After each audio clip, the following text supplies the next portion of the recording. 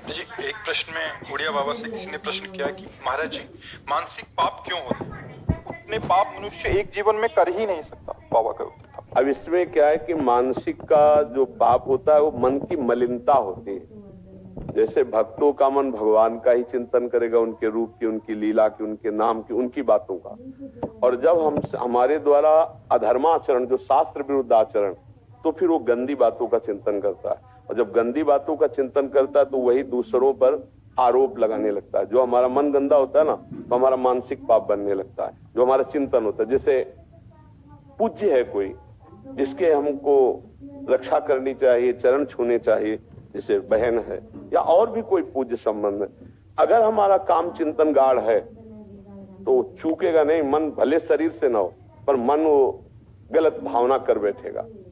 ऐसे ही बहुत लाखों मानसिक पाप होते हैं। आप देखो ना, जिस मन में भजन नहीं होता वो करता क्या है? राग द्वेष का चिंतन करता है, नाना प्रकार के जो लाखों पाप, तभी मलिनता भरती चली जाती है। पर कलयुग का एक प्रताप है, कलिकर एक पुनीत प्रतापा, मानस पुण्य हो नहीं पापा। अगर मानसिक पाप का दंड मिलता तो हमारी दुर्गति पक्की थी। पर कलयुग में चूंकि मलिन हृदय अधिक होंगे, इसलिए सिद्धांत बना दिया गया कि जब तक शरीर से पाप नहीं होगा तब तक मानसिक पाप का दंड उसे नहीं दिया जाएगा।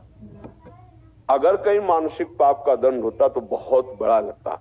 तो हमारे मानसिक पाप बने ही ना, क्योंकि मानसिक चिंतन कलयुगी प्राणी उसे रोक नहीं सकता, क्रिया में उतार देगा, क्योंकि उसमें क्षमता नहीं है।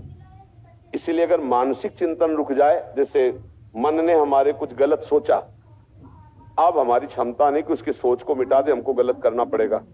वो हमको विवश कर देगा, वो हमें पागल बना देगा। कोआ मदान दो मदना तुरु हुआ, जहां कामना प्रबल हुई तो आदमी पागल हो जाता है। बाद में वो खुद सोचता है, ग्लानि करता है, यार मुझे नहीं करना चाहिए, ऐसा क्यों हो गया। वो जो कामना जागृत हुई, अब वो कामना संकल्प बन गई तो क्रिया करा के रहेगी। अगर केवल स्फुरणा हुई, शांत हो गई तो बच गए। तो स्फुरणा ही ना हो, इसके लिए कोई उपाय? बाबा कह रहे नाम जप।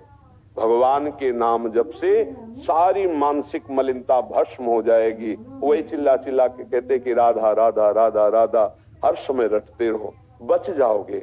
जो मानसिक पाप हैं, जो शारीरिक क्रियाओं में परिणित हो जाते हैं, उनको हम वहां उदय ही ना होने दें, उनका संकल्प ही ना बनने दें। तो राधा राधा राधा राधा हम नाम जप करते रहे। और सच्ची बात, कभी कामनाओं की पूर्ति नहीं होती, कभी नहीं हुई। देखो आप लोग इतनी अवस्था के हो, हर सुख देखे हो गृहस्थी के, क्या मन शांत हो गया, क्या तृप्त हो गया? बस वही चाल उसकी है जो बचपन में थी, वही आज है। देखो ईमानदारी से देखो, अगर रुका है तो भजन से रुका है, दूसरा कोई उपाय नहीं तो पूरा जीवन हमारा ऐसे खोखला हो जाएगा, नष्ट हो जाएगा। और ये भोग लें, ये देख लें, ये सूंघ लें, ये छू लें, ये खा लें, इसी में जीवन चला जाता है। चलो, जैसी भी परिस्थितियों पर राधा राधा तो बोलते रहो। नहीं संभाल पा रहे हो, राधा राधा बोलते रहोगे, सब संभल जाएगा। नाम जप में बड़ी सामर्थ्य है भगवान का। और एक बात बाबा कह रहे हैं कि तुम चिंता ना करो, अगर आगे पाप तुमसे ना बने, ऐसा तुम भजन कर लो, ऐसा अपना आचरण सुधार लो, तो कह रहे तुम्हारे सारे पाप नष्ट हो जाएंगे। इतने पाप तुम कर ही नहीं सकते जितने नाम में पाप नाश की सामर्थ्य है। अर्जी, एक इसमें बाबा कह रहे हैं कि नाम जप में अचिंत्य शक्ति है। अचिंत्य का तात्पर्य होता तुम सोच भी नहीं सकते कि उसमें कितनी सामर्थ्य है।